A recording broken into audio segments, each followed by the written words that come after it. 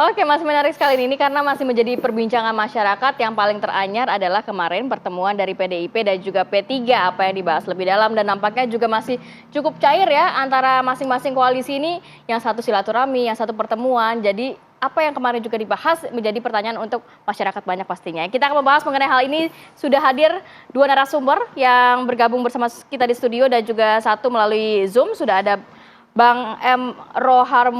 Romahur Murzi, Ketua Majelis Pertimbangan DPP P3. Assalamualaikum, selamat pagi. Bang Romi, sehat Bang? Aja, alhamdulillah. Alhamdulillah. Kemudian juga Bang Rey Rangkuti, pengamat komunikasi politik. Bang Rey, sehat Bang? Sehat sejauh ini. Alhamdulillah. Kemudian juga ada Bang Andre Rosiade, dari politisi Partai Gerindra. Selamat pagi Bang Andre. Selamat pagi Rati, Bayu, Gus Romi, dan Bang Ray. Baik. Oke, kita mau ke Bang Romi dulu deh. Ini kan kemarin masih hangat sekali, masih diperbincangkan pertemuan antara P3 dan juga PDIP. Sebenarnya apa aja sih yang dibahas dalam pertemuan kemarin, Bang? Ada 5 ya, Pak, kalau mau dibikin garis besarnya ya. Pertama tentu adalah penyampaian dukungan resmi P3 kepada Mas Ganjar. Dan itu adalah hasil keputusan Rapimnas atau salah satu hasil keputusan Rapimnas kita. Yang kedua berbicara tentang keputusan Rapimnas yang lain. Dan kemarin juga sudah kita sampaikan diantaranya terkait dengan calon wakil presiden. Kemudian yang ketiga menyampaikan follow up kerjasama. Karena kita berbicara tentang pemenangan Mas Ganjar ini kan sudah harus dimulai. Kemudian yang keempat tentu hal-hal yang terkait dengan follow up dari bentuk kerjasama politik istilahnya, karena kita menghindari penggunaan istilah koalisi. Karena koalisi itu di dalam sistem kabinet presidensial sesungguhnya tidak dikenal. Jadi kerjasama politik ya? Kerjasama politik. Dan yang terakhir tentu langkah-langkah bersama yang dilakukan untuk melakukan tahapan pemenangan ini seperti apa.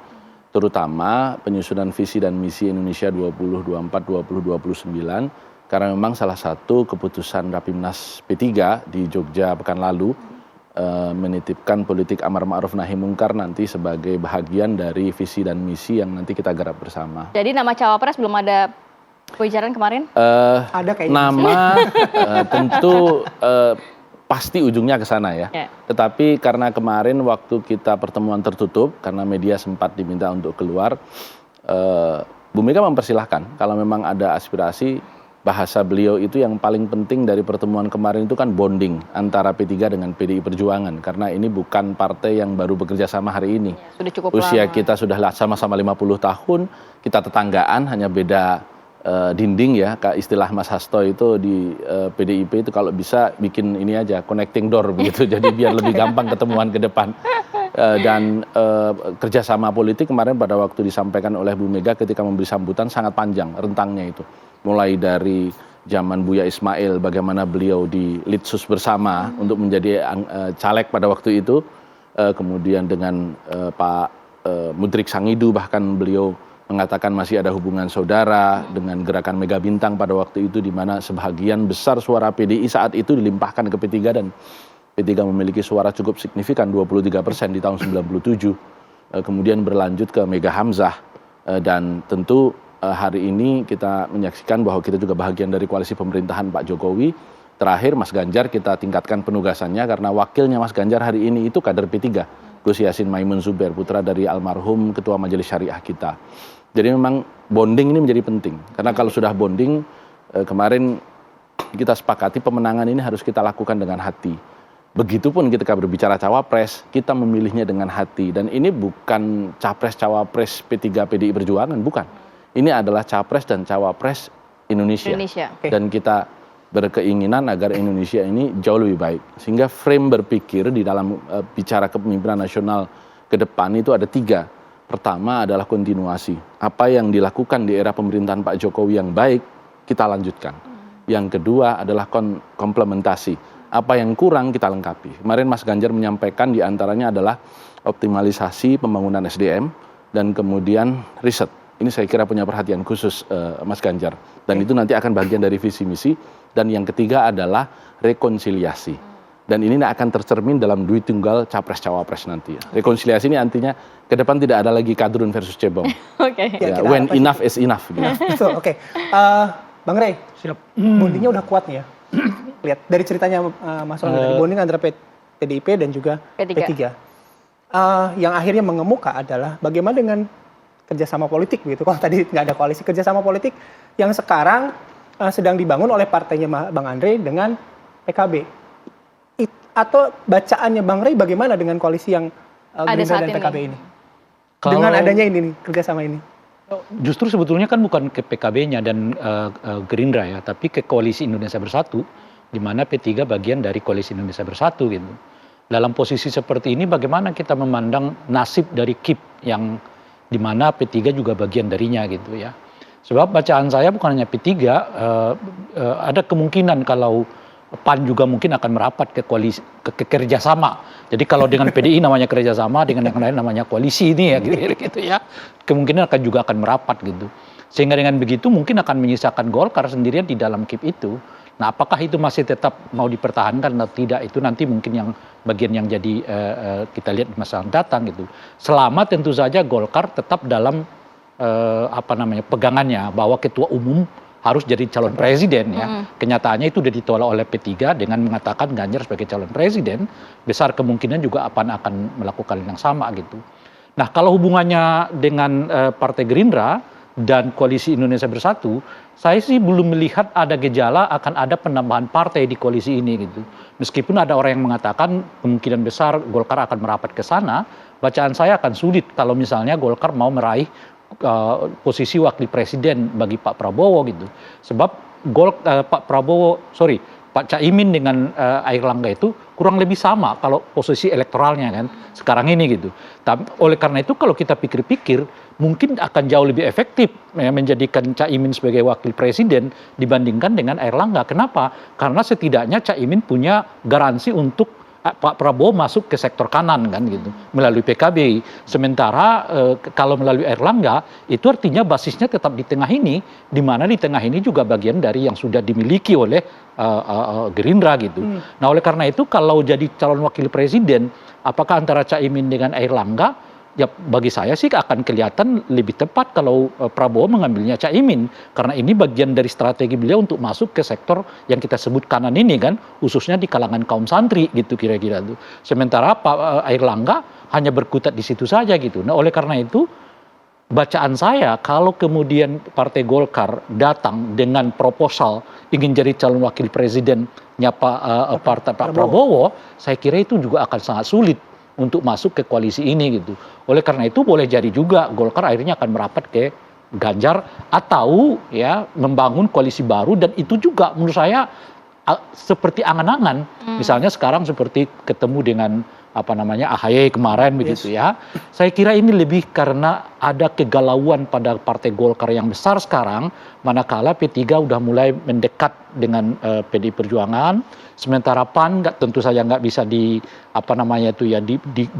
dirangkul erat gitu, sehingga dibuatlah semacam tanda kutip gertakan bertemu AHY, dan AHY juga membutuhkan gertakan itu karena sampai sekarang nasib beliau untuk jadi calon wakil presiden di kubu Anies juga belum jelas-jelas juga gitu. Jadi dibuatlah semacam image bahwa akan ada koalisi baru yang bernama Golkar dengan Demokrat gitu ya. Tapi sebetulnya tembakannya itu ke dalam, bukan mereka memang mau jadi gitu. AHY mau menembak ke koalisi perubahan, sementara Golkar mau menembak ke koalisi Indonesia Bersatu. Jadi koalisi Indonesia Bersatu dan koalisi perubahan ini nampaknya juga masih sangat cair ya, dalam arti belum cukup solid gitu ya ke depannya, Bang. Kalau koalisi perubahan ini menurut saya relatif cukup solid. Kesulitannya itu adalah karena mereka tidak bisa sampai sekarang ya memastikan siapa calon wakil presiden mereka. Sebab kalau misalnya meskipun diberi kewenangan yang cukup luas kepada Anies untuk menentukan siapa calon wakil presidennya, tapi kan Anies juga akan berpikir, sebab kalau tidak diambil AHY punya potensi akan pergi gitu.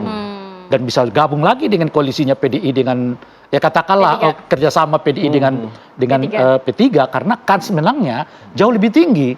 Kalau cara berpikirnya sederhana, kalau dengan Anies saya nggak dapat apa-apa dan belum tentu menang kan gitu ya. Apalagi survei sekarang tetap menempatkan Anies sebagai nomor 3 gitu. Betul. Lebih baik saya ke kerjasamanya PDI dengan P3 yang kans menangnya lebih besar ya. dan saya juga nggak dapat apa-apa di sana kan. Betul. Itu kan cara berpikir yang Betul. sangat sederhana gitu. Oke. Nah, yang menurut mana saya- lebih menguntungkan begitu ya Bang ya? Iya dong. Oke, Saya baik. kira itu pertimbangan yang paling utama di kalangan partai politik ini. Baik, nanti saya ke Bang Andre ya, melihat adanya peristiwa-peristiwa yang terjadi termasuk pertemuan antara P3 dan PDIP. Bagaimana, terutama tadi Bang Rey menyebutkan ada nggak sih ada proposal cawapres sekarang yang datang ke Pak Prabowo. Tapi kita bahas saat lagi ya Bang Andre ya. Kami harus jeda terlebih dahulu. Apa kabar Indonesia Pagi akan kembali sesaat lagi.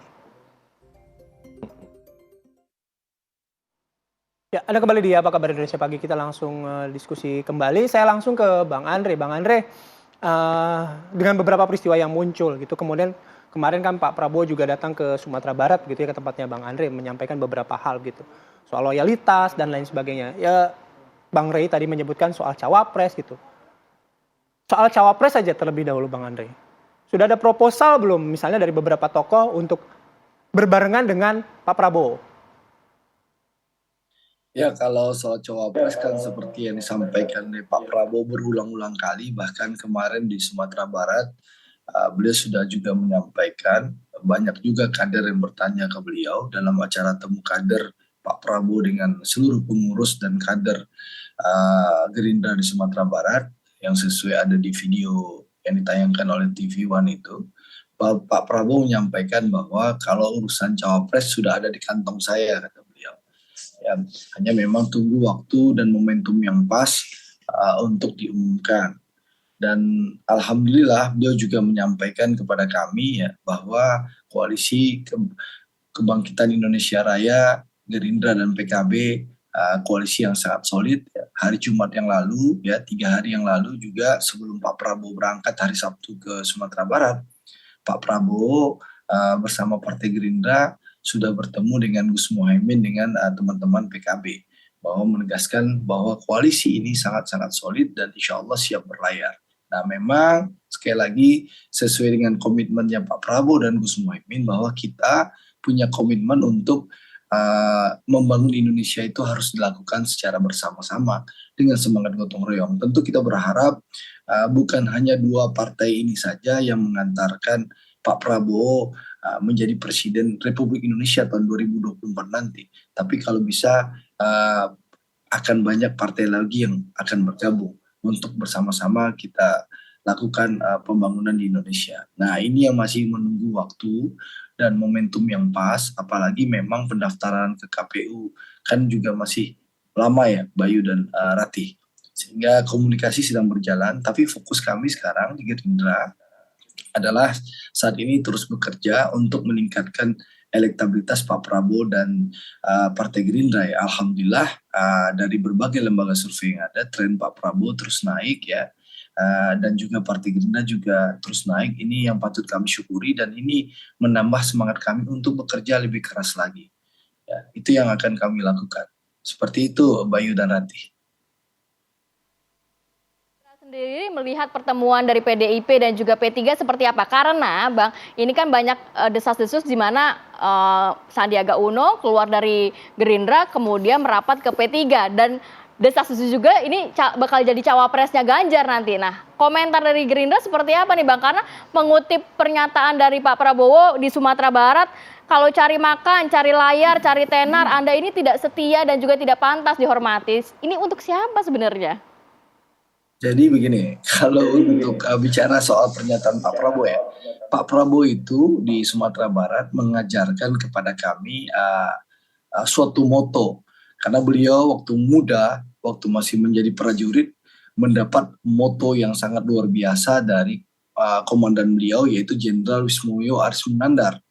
Lalu moto yang begitu luar biasa inilah yang beliau ingin ajarkan dan berikan kepada kami kader-kader Gerindra yang ada di Sumatera Barat. Motonya itu adalah yakni suatu moto yang sangat mendalam, yakni disiplin adalah nafasku, kesetiaan adalah jiwaku, kehormatan adalah segala-galanya. Jadi beliau menggambarkan kalau orang tidak punya disiplin, tentu tidak akan bisa bekerja dengan baik, tidak akan bisa dipakai dan tidak akan berhasil di bidang apapun, kata beliau. Beliau juga mempertegas kata kesetiaan adalah jiwa. Beliau meminta kami kader-kader beliau terus berkaca dan mawas diri terhadap setiap langkah yang diambil.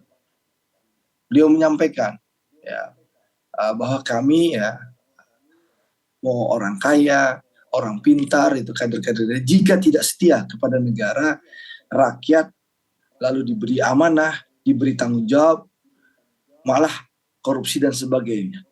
Nah, untuk itu beliau minta kami semua untuk berkaca dan mawas diri dan mengkoreksi setiap langkah dan tindakan yang diambil. Seperti itu nanti, bahwa ini untuk memotivasi dan memberi masukan kepada kami yang hadir di ruangan itu ya. Karena memang moto yang mendalam ini didapatkan oleh Pak Prabowo dari mantan komandannya Pak Jenderal Wismoyo Arismunandar. Ini yang ingin ditularkan oleh Pak Prabowo kepada kami ya. Semangat seperti Jadi itu. untuk para Itu kadernya maksudnya Pak begitu ya. Prabowo. Iya. Sekali gitu. lagi Bang, soal isu cawapres Ganjar Pranowo bagaimana? Kalau urusannya cawapresnya Ganjar Pranowo ya tanyakan sama Ibu Megawati dan Gus Romi lah dan Pak Mardiono ya. Tentu kami tidak elok dan tidak elegan untuk mengomentari kereta orang lain gitu loh.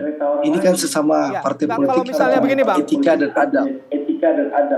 Nah, Ya. yang kemarin banyak soal Pak Prabowo yang menjadi cawapresnya Pak Ganjar.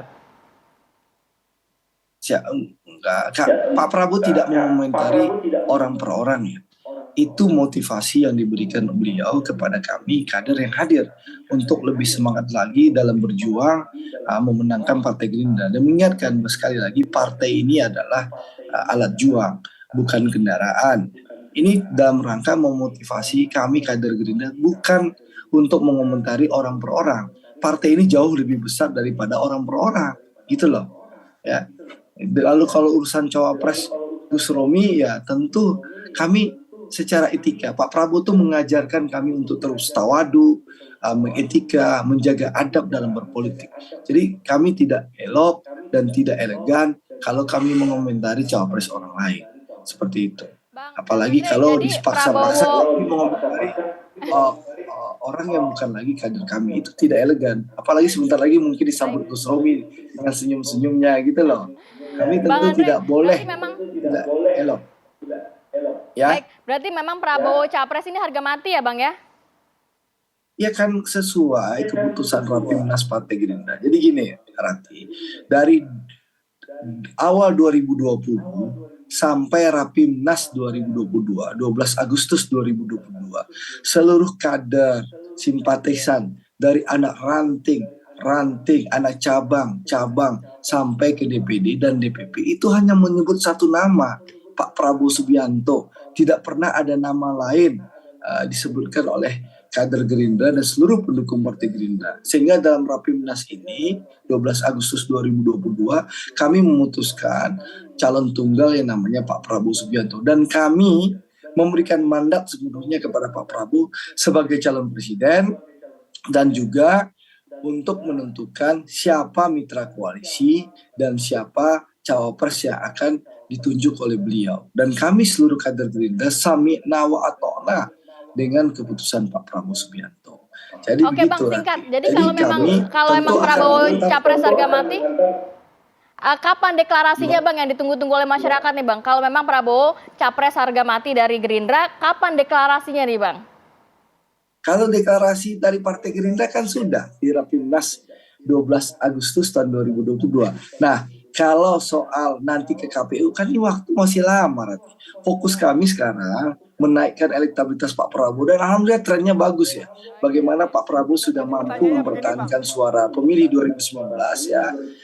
Lalu yang kedua, alhamdulillah suara pemilih Pak Jokowi pun juga mengalir ke Pak Prabowo dan alhamdulillah kita lihat berbagai survei yang ada, insya Allah kalau terjadi 3 putaran Pak Prabowo, kalau terjadi 2 putaran Pak Prabowo insya Allah akan lolos ke putaran kedua. Kalau head to head dengan Mas Ganjar ya alhamdulillah Pak Prabowo juga sudah unggul, termasuk head to head presiden dan cawapres. Ini menggembirakan kepada kami dan menambah semangat kami untuk bekerja lebih keras lagi, Itu fokus kami.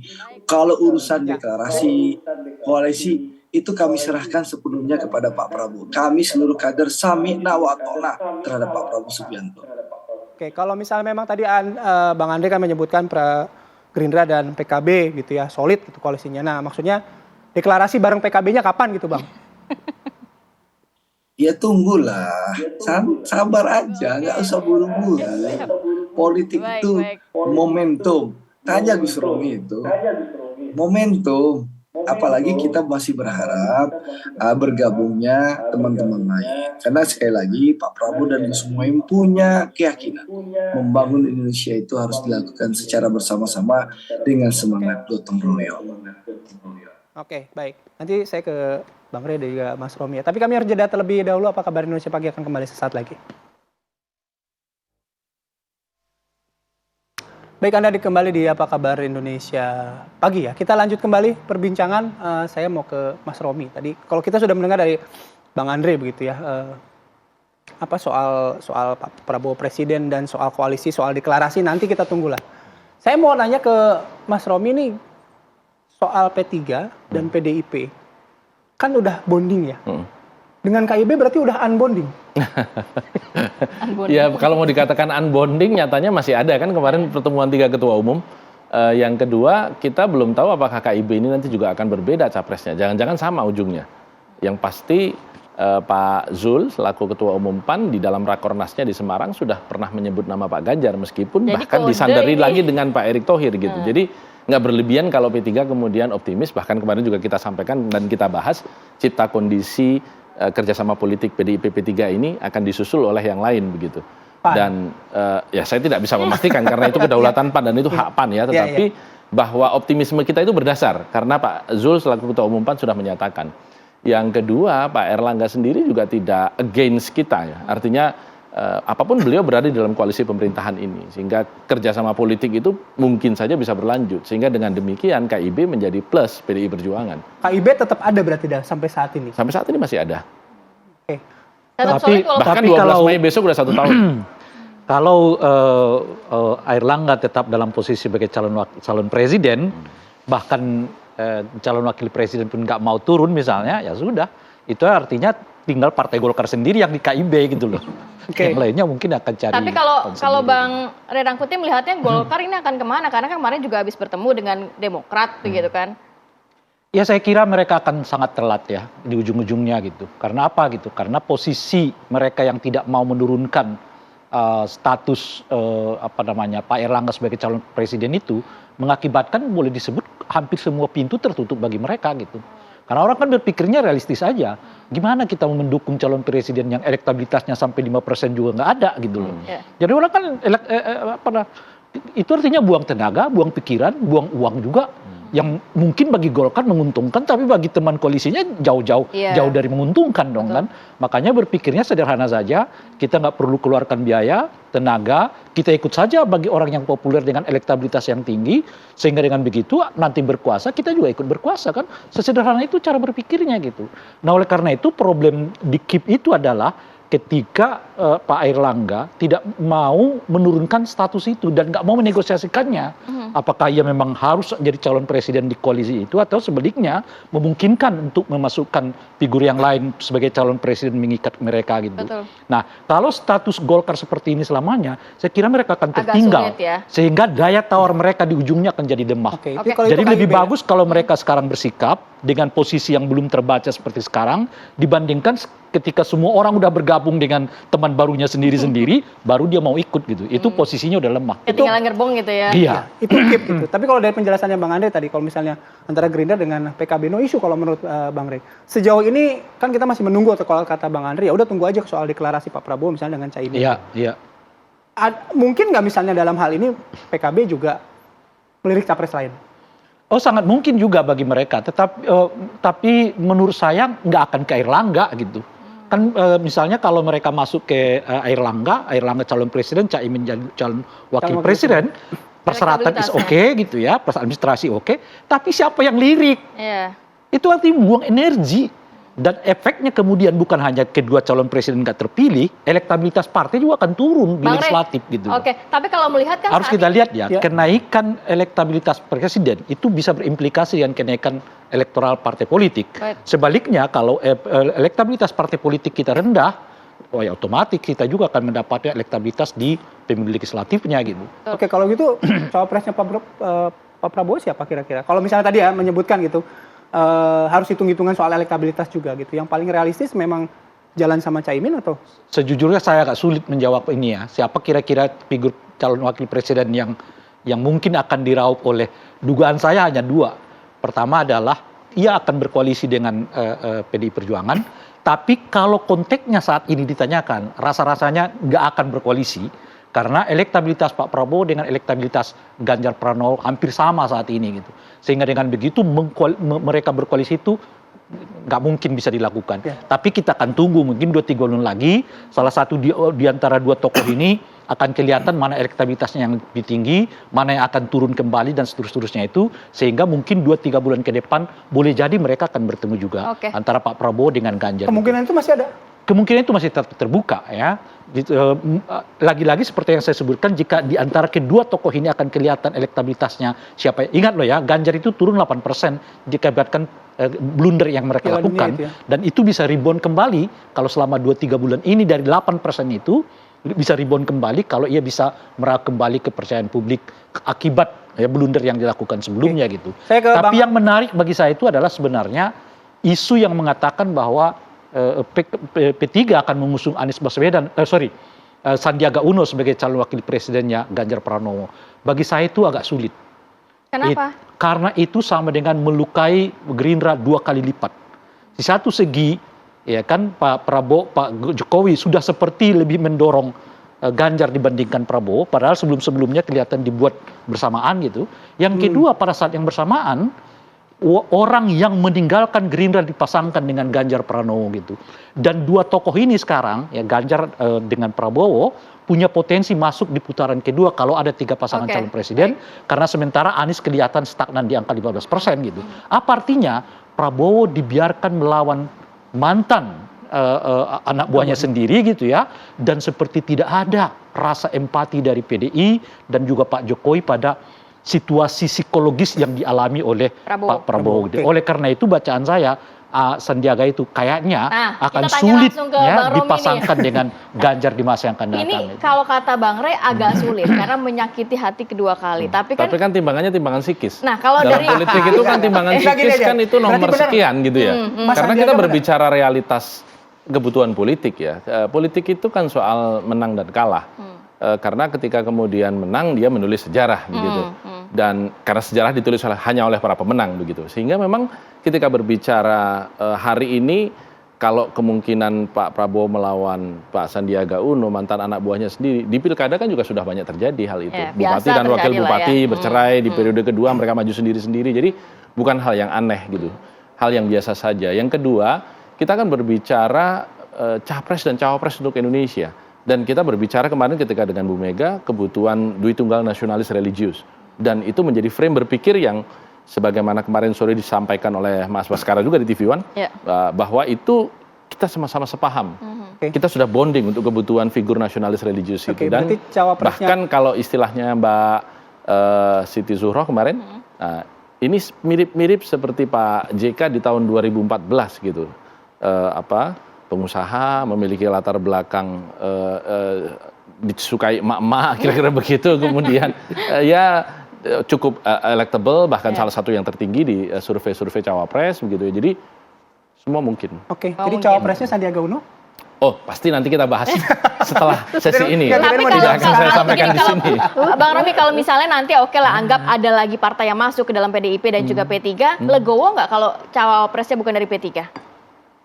Namanya juga kita menyampaikan. Kemarin sudah kita sepakati dengan Bu Mega di pertemuan tertutup itu bahwa pembahasan tentang cawapres ini kita lakukan setelah konstelasi pengusung Pak Ganjar ini final. Sehingga nanti kerjasama partai politik ini berapa partai nih? Gitu. Jelas ya. Dan Bu Mega kemarin menegaskan bahwa ini yang mau naik kereta ini banyak. Masih ada yang malu-malu kucing. Saya kira pertanyaannya bukan begitu. Pertanyaannya, apakah Sandiaga satu-satunya calon wakil presiden dari P3 atau ada nama lain? Itu mungkin. Iya. Kalau di Rapimnas ada nama lain. Saya pastikan itu. Ini kita tambah segmen ya soalnya. Tapi saya suka Bang Andre dulu ya. Bang Andre, satu apa yang disampaikan tadi oleh Bang Rey, masih ada kemungkinan Gerindra bekerja sama politik atau koalisi ya dengan PDIP. Yang kedua, bagaimana misalnya memang benar Sandiaga Uno ini maju sebagai cawapresnya Ganjar Pranowo gitu, dan mungkin akan head to head juga nantinya dalam kontestasi nanti. Dijawab sekarang ini. Iya Bang, sekarang Bang. Ya kan? Oke. Jadi pertama Pak Prabowo dan Partai Gerindra punya hubungan yang sangat baik dengan seluruh partai maupun seluruh tokoh. Pak Prabowo, ketua umum kami, calon presiden kami, tidak pernah punya masalah secara personal dengan tokoh-tokoh yang ada di bangsa ini. Pak Prabowo dengan Ibu Mega hubungannya sangat baik seperti kakak dan adik. Lalu dengan Bang Surya, ketua umum Partai Nasdem, juga hubungan sangat baik seperti abang dan adik ya. Dengan Gus Romi juga sangat baik hubungannya dengan teman-teman P3, juga dengan Pak Erlangga, dengan Pak SBY juga punya hubungan sangat baik di Demokrat, dengan teman-teman PKS, lalu dengan Pak PKB, ya, Golkar, dan seluruh partai hubungan Pak Prabowo juga sangat baik. Bahkan kemarin saya menyaksikan Pak Prabowo di Batu Sangkar, Tanah Datar, menghadiri acara Tagak Gala Wamenaker itu juga bersama-sama Pak Yusril. Beliau punya hubungan yang sangat baik dengan seluruh tokoh Indonesia. Jadi Pak Prabowo itu siap bekerja sama dengan seluruh tokoh dan seluruh partai yang ada. Ya, sekali lagi kami punya semangat untuk membangun Indonesia dilakukan secara bersama-sama dengan semangat gotong royong.